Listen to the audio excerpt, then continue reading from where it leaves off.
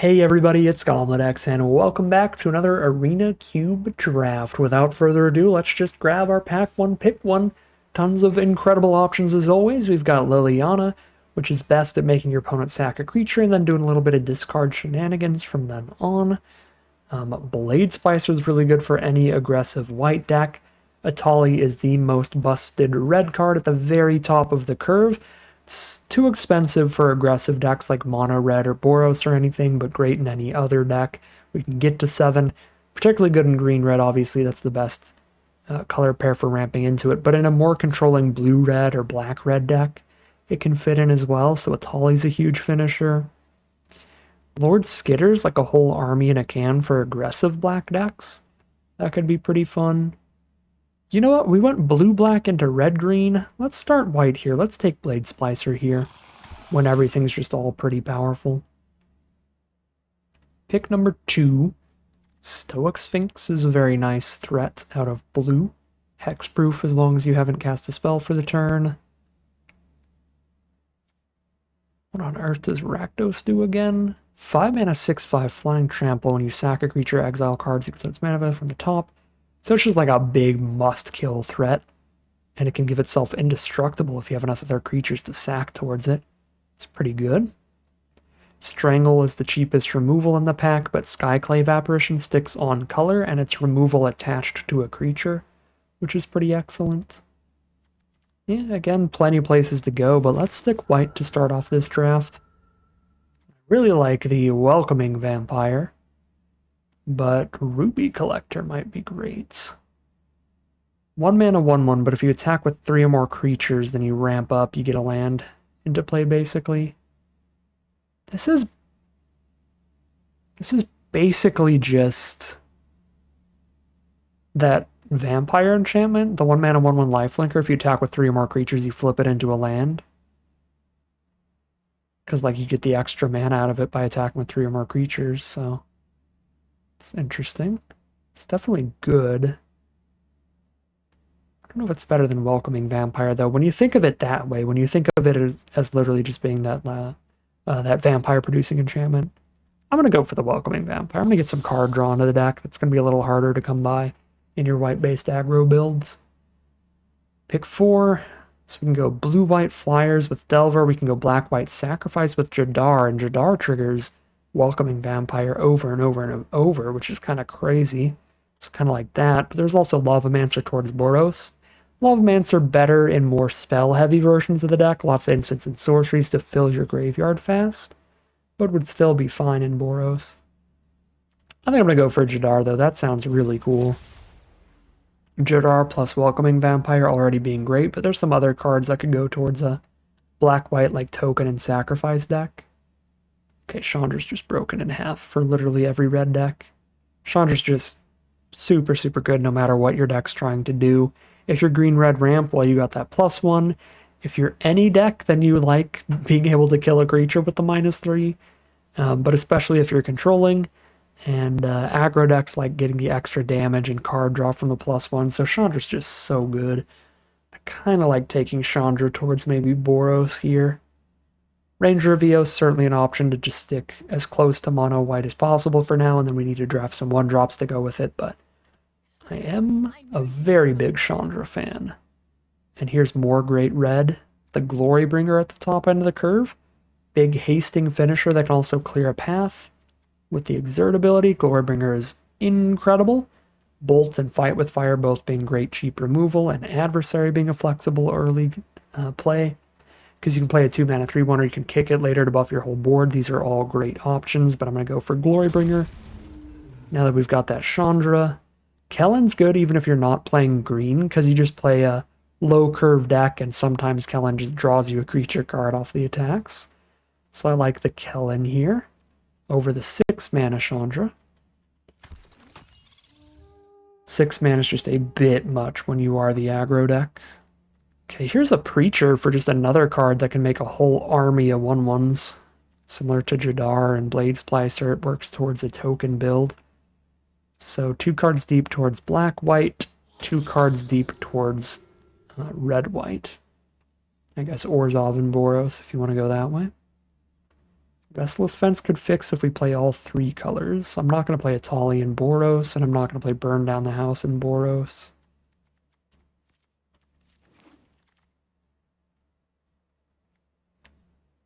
Pick 10 Strangle, I like that. I like Collective Defiance too, but Strangle is incredibly efficient.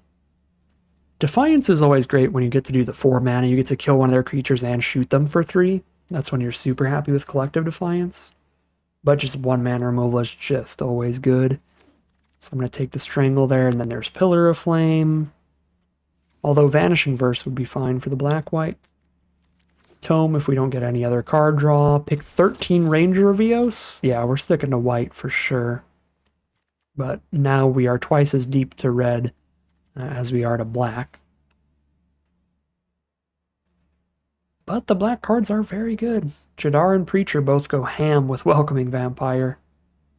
There's a Concealed Courtyard. Now we have 2 fixers towards playing all 3 of these colors.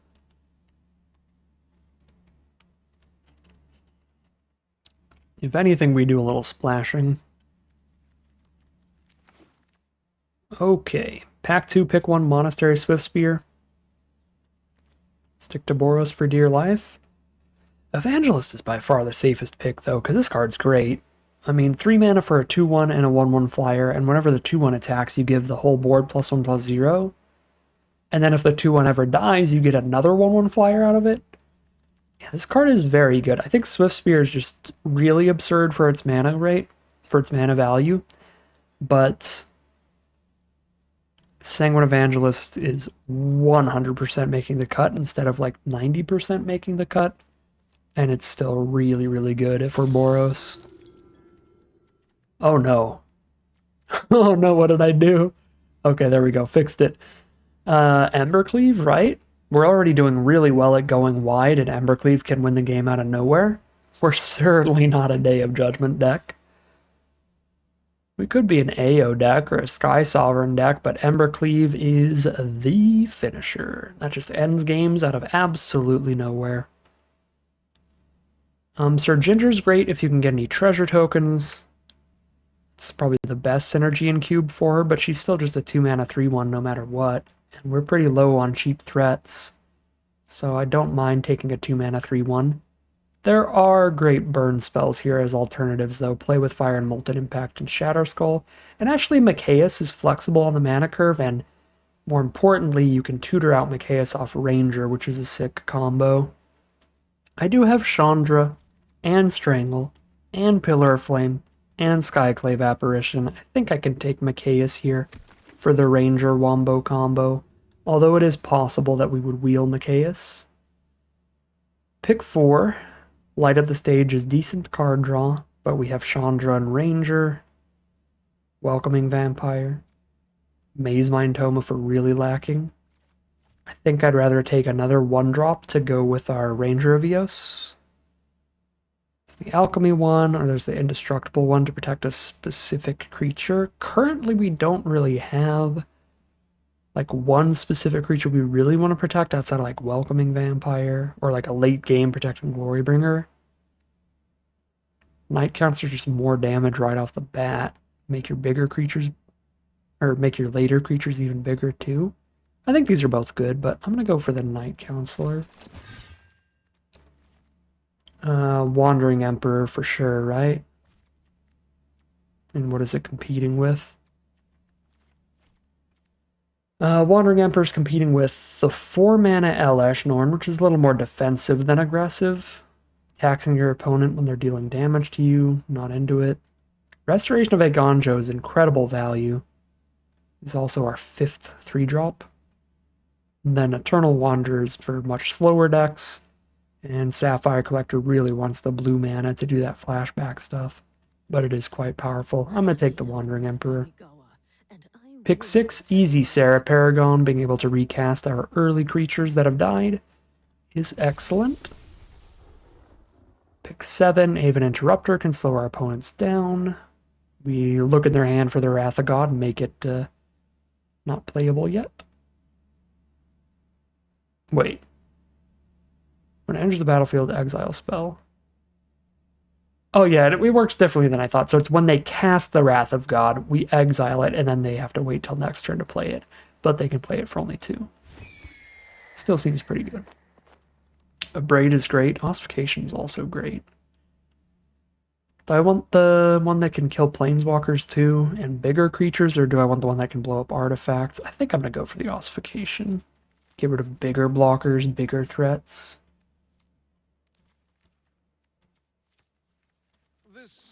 Just need like 6 more playables, preferably a lot of 2-mana creatures, it looks like. I don't think there's anything on Arena that makes Stoneforge Mystic worth playing yet. But maybe I'm wrong. I'm not going to play a Day of Judgment in an aggro deck. Sir Ginger, because I want 2-drops pretty badly. I've got Ossification, Strangle, Pillar, Chandra, Glorybringer, Apparition. I think I can pass up the Play with Fire for a 2-drop. Boom! Perfect. Got Selfless Savior now. Ranger Vios is very active.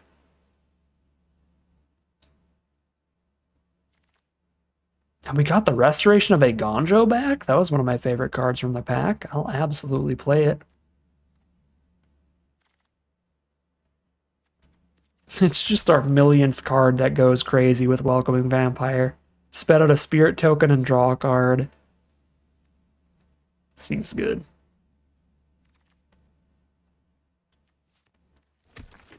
Alright, pack 3. What goodies do you have? We're on a pretty high creature count versus non-creature count for Thalia, but we do have a few cards that it hits that's really bad for us. Slows down Restoration of Agonjo, the Wandering Emperor, and Chandra. Embercleave gets taxed too. I think we have to take Legion Warboss. I mean, I can't resist. We have to take everything that just goes crazy with Welcoming Vampire. But Thalia does tax actually a lot of our cards now that I think of it, because there's some cards we have in our creature curve that are technically not creatures, like the Restoration and the Wandering Emperor. So I'm going to take the Warboss here. As much as I need 2-drops as well, I think Warboss is just much better than the Abbot of Carol Keep. Rekindling Phoenix is a resilient threat. That'd be pretty good. Sometimes a lot of mana, but it's a huge finisher. We could fix our mana a bit with Inspiring Vantage. That would be great. We've got a lot of double whites and some double reds. You know, a thing we could have done here is just, like, grab nothing but white at this point towards mono white. Maybe that's an option too, right? We take Sun Titan and see if maybe we just find enough white playables to be mono white. Okay, certainly not here. I'm not excited about In the Trenches at all. So we take Royal Eruption for the ability to go face, or Spite for the card draw flexibility. I think the card filtering off a Spite is actually very good. It's a black card? Yeah, it's a black card. Double white, White Orchid Phantom. Or Inferno Titan. Inferno Titan is a good finisher, but it is also a lot of mana. White Orchid Phantom's kind of hard to cast, but maybe we get to be full mono white. I wish I realized that earlier, because I do like playing mono white and mono red. And we probably were in a draft pod. We could have gone full mono white, but I was just like playing around with these red spells. Just gonna take Den of the Bugbear over Fateful Absence. I don't think we're gonna make it to mono white, and I don't actually like Fateful Absence that much. Giving them a clue is kind of a big deal.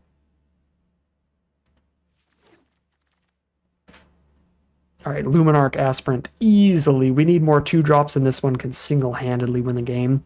If it isn't dealt with, it just keeps buffing and buffing and buffing. Gets absolutely massive. Spellbinder's great too, but I've got a lot more 3-mana stuff than 2-mana stuff.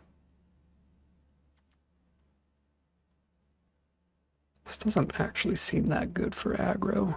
It's decent value, but you're down in tempo for it. You spent 3 mana to put 1 power on the board. You need to have a lot more momentum than that, really. In aggro decks, Maul of the Skyclaves can finish somebody out of nowhere. But Lion Sash is another 2-drop. Lion Sash is another 2-drop that Stoneforge could grab. You know what? Stoneforge can grab Embercleave. Both of these are equipment for Stoneforge, so like we can play the Stoneforge and see what happens. Sure, whatever. We'll run the Stoneforge with with Lion Sash and Embercleave and just see how it plays out, because that's pretty cute.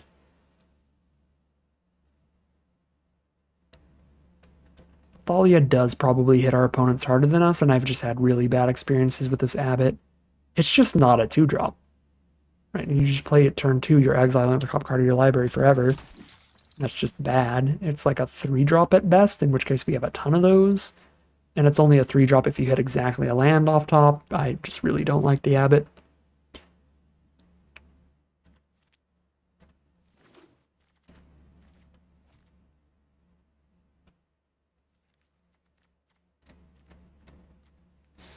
Alright, we could have, and maybe even should have, just been mono white here. But we will have some powerful red cards in the deck, even if it does make the mana base a little worse.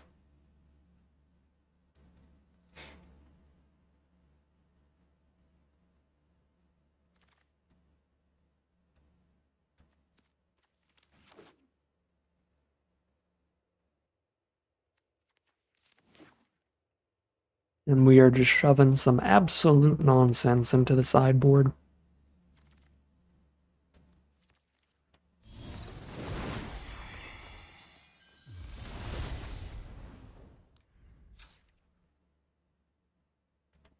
Okay, so since we're going to be 2 colors here, White Orchid Phantom's one of my least favorite creatures. Got a lot of 3-drops, so probably try to find our weakest of these. They're all so good, though. They're all so good. I love those 3-drops. Maybe I can just rip the Stoneforge package out of here, because I don't like Lion Sash much either, but pretty low on 2-drops at that point. And still 7 creatures we can play at 2 mana or less. It's not abysmal. Restoration is one of the slowest 3-drops, but it's just great value. I guess I probably do cut it here. Could definitely cut like 1 land here. Maybe Sun Titan's a bit slow. I mean, if we make it to 6 mana, Sun Titan's big, but like trying to blow up our opponent's face before that, really. I did just cut down to 16 lands here. I don't know. Could be wrong. Always could be. But I'm going to drop the Sun Titan and go for some pure Boros aggro mayhem, as close to mono white as possible as well. Well, not as possible. We could have drafted full mono white here, but out of what we drafted, we're just about as close to mono white as we could be. So that we've played every color a little bit in Cube this time around. Got to show off everything a little. And this looks like a sweet deck, so hopefully it plays out well for us, but we'll find out soon enough as we head into the gameplay. Alright, here we are for game 1. Really need to draw into a land with this hand, but we are on the draw, so we have 3 draw steps before I need to hit 1 land. To curve out a little bit. We do really need red sources too. It is certainly a little awkward. But Kellen can go a long way, because even if we're not hitting creatures to draw off of Kellen, Kellen can surveil, put those cards into the graveyard to look for some lands. Our opponent is on turn 2, Robber of the Rich on the play, which is disgusting. That is the easiest way to get that thing active, because we're just naturally going to have more cards in hand than them for pretty much all game long, if we both just play a land and play 1 spell, since we're doing that a turn after they are, and drawing a card. So real easy to keep Robber stealing cards from us, which is why it is nice we've got a 2/3 here, so if they don't have cheap removal, we can stop that Robber in its tracks.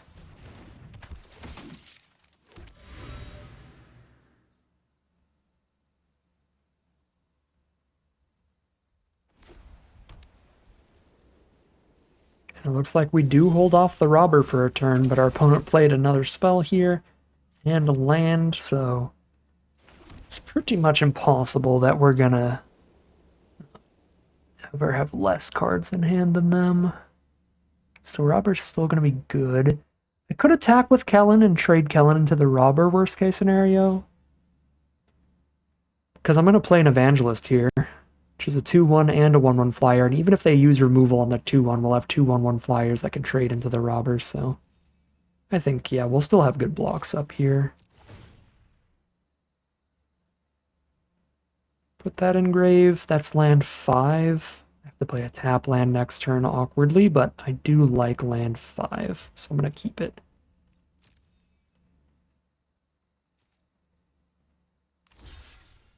Alright, we're just going to kill Robert the Rich with Kellen. I could have Gonjo the Inspector here, but I think it's better to be getting this board going crazy with Evangelist. Because Agonjo is quite likely to need to get played as a land.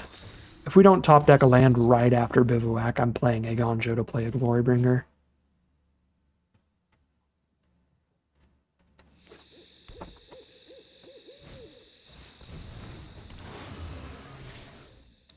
A 4/4 haste here? Sure.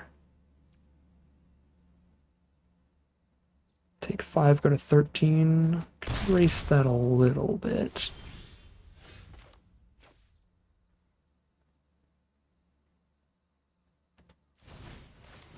Yeah, collect evidence 4. 2 evidence in grave right now. I guess I can't target it yet, even with Glorybringer. Once I trump with Surginger or trade Surginger off, I can. That's 4 evidence.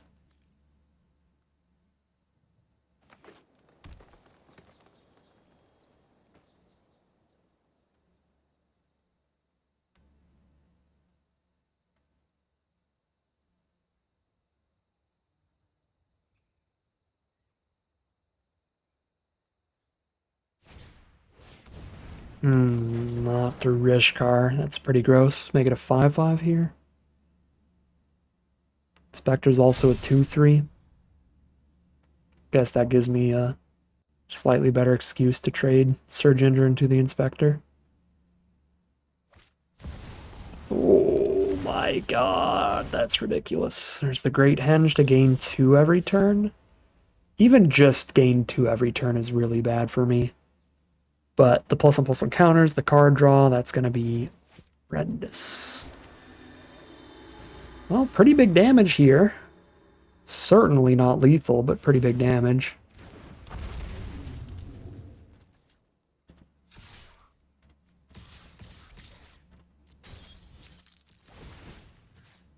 Get cracked back for 7.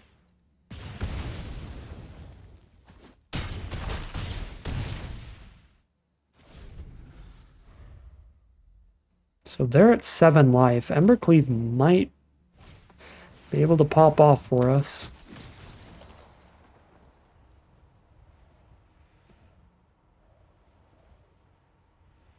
If they play just a little too aggressive.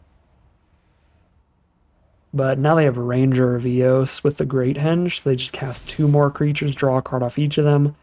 Ocelot Pride with the City's Blessing. Ocelot Pride with the City's Blessing with Great Henge. I mean, you got me. That's a wombo combo and a half. So they gain life off of the Great Henge every turn guaranteed. They have the City's Blessing. That means 2 cat tokens every turn. That is the bare minimum, and any other token production they do is also going to be doubled. Yeah, that's gross. Ocelot Pride Great Henge is something else. Alright. Ripperoni.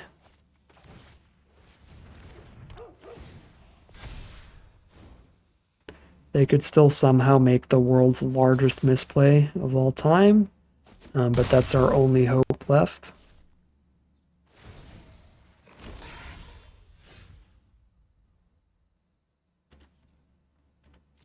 Don't have the mana for this Kellen engrave. We cannot break through anything on the ground. We're almost definitely dead on the crackback no matter what. Can only play 1 spell because we hit a tap land here.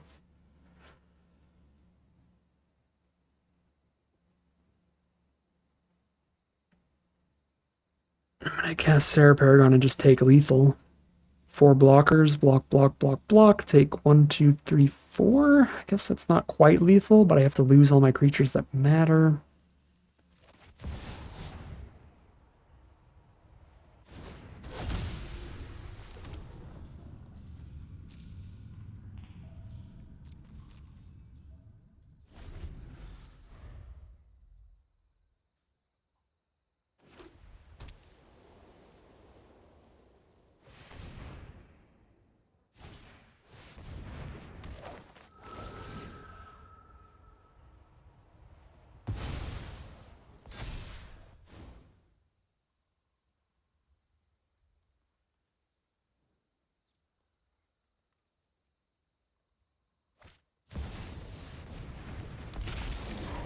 Alright, that's super dead.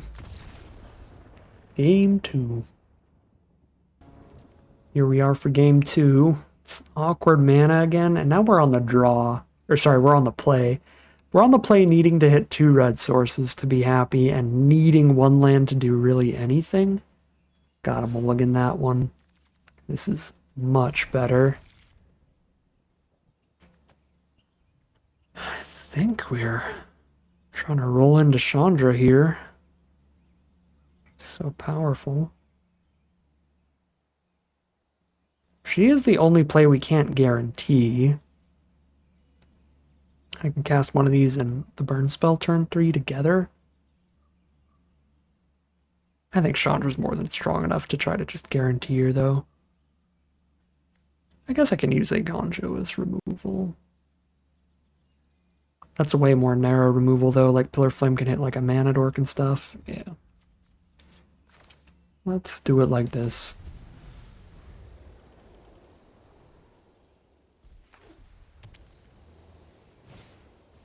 Legion's Landing. Alright. We'll just play Aspirant then. Top deck planes is Horribad, Terrabad, whatever you want to call it. We need the second red.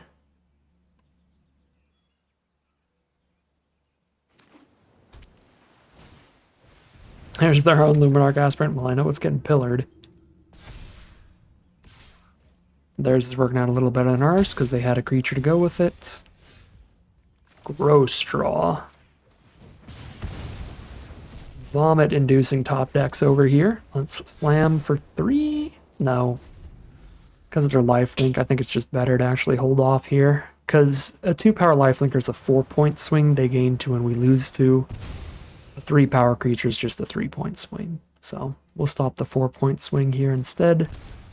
Unless they have the removal for Aspirant, which they do not. Oh my god. We're just gonna top deck all planes and double red cards. At least the Gonjo is gonna do something.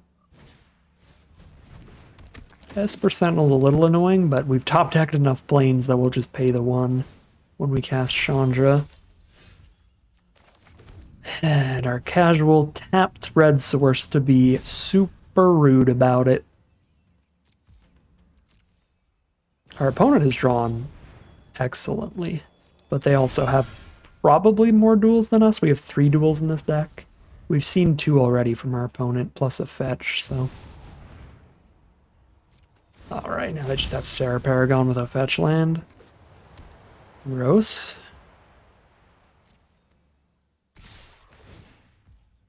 They get to flip the Legion's Landing.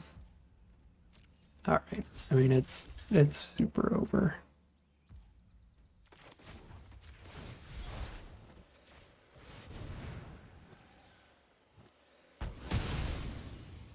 Wedding Announcement's gonna flip. The whole board's gonna get +1/+1 now, which means Sarah Paragon has 5 toughness and our stuff does 4 damage. Which is perfectly timed. We can't kill the Paragon.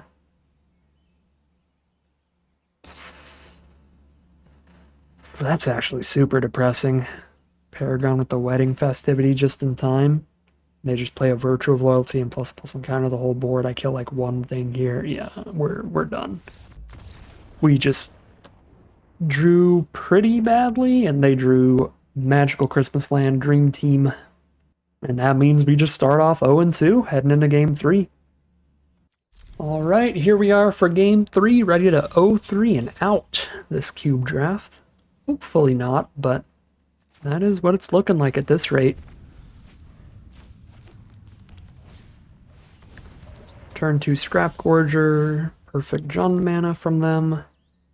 Immediately. I think we need to just kill the Mana Dork. Hold them off of anything too terrifying here. I think I just keep this hand. So I do want to hit 5 mana. This is land 3 and 4. But having one of these for turn 3 and one for turn 4 is still good. I could ditch Sir Ginger just because she's not that good. Another Jund land from our opponent.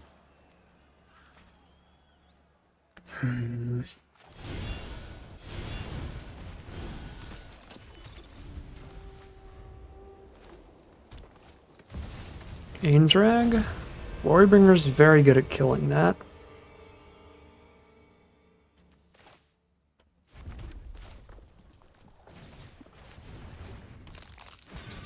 Also set up a Surginger so they can't attack in without killing Surginger.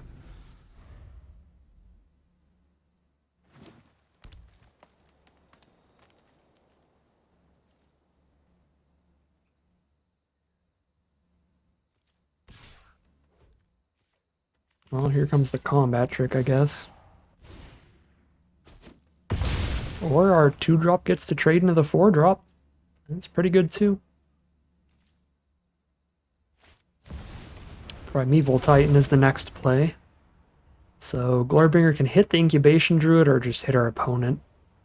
Probably with Embercleave in hand, we don't want to exert the Glorybringer. We'd like to be able to just blow out 1,000,000 points of damage, potentially. Especially because Glorybringer is also our only threat that can get through right now. It's really hard to break through the gigantic green creatures they can potentially make here, like Primeval Titan.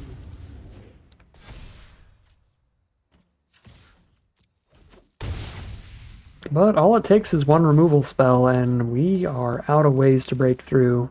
Embercleave just on a 3/4 Kellen is not going to do it.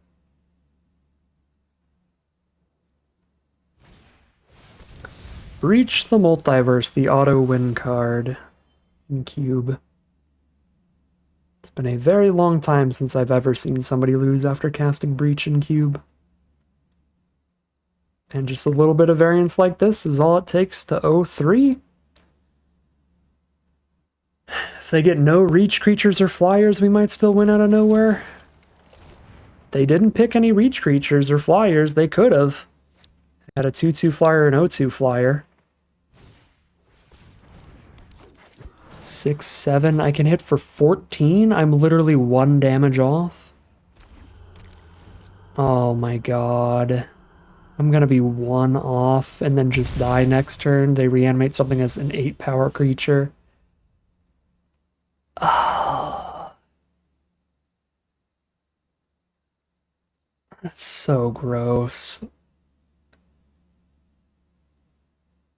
gonna be 0-3 because we're 1 damage off here. I guess if they let anything through on the ground, so if they really want to keep Llanowar Elves, then they die. Wait, hold up, hold up. No, I can't Den of the Bugbear because I need double red up. I'm 1 mana off. I'm 1 damage off or I'm 1 mana off. If I try to activate Den of the Bugbear and attack with it, I only have 1 mana up after that because it's 4 to activate, plus I have to tap the Den itself. Oh, I'm 1 off in so many ways.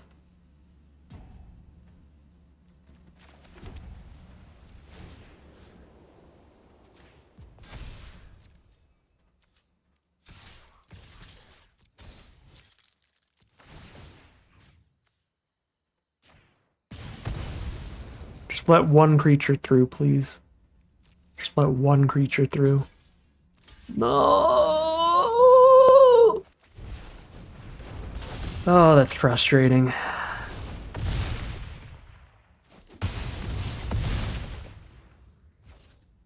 One mana from activating the Den, or 1 damage from lethal.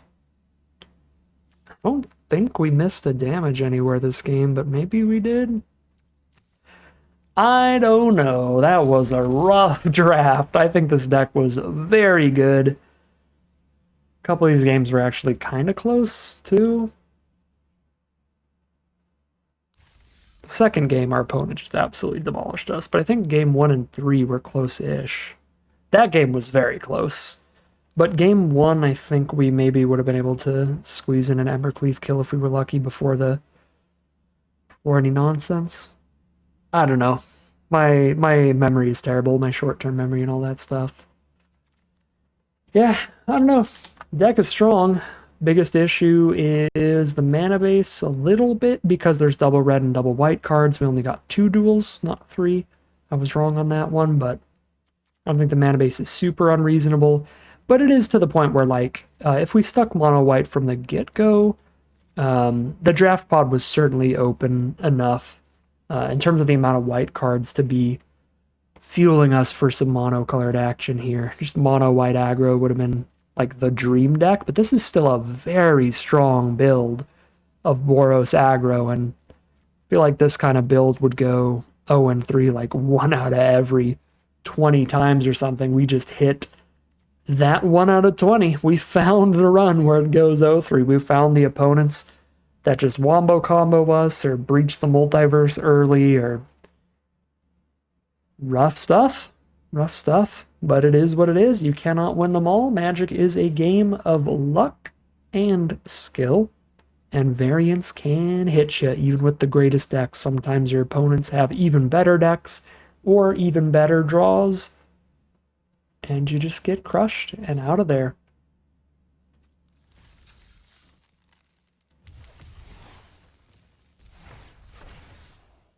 So a very sad way to end it, but that is going to end today's video. As always, I'd like to thank my patrons and YouTube members for their support, as well as you for watching the video. If you're interested in seeing some more, you can always like, comment, and subscribe to tell the YouTube algorithm to send you more in your recommended feed. If you'd like to catch me live, you can check out the Twitch channel in the link in the description below. And if you'd like to support the channel directly, you can check out the Patreon link in the description below. But other than that, as always, thank you very much for watching, and I'll see you again soon for some more Magic Arena.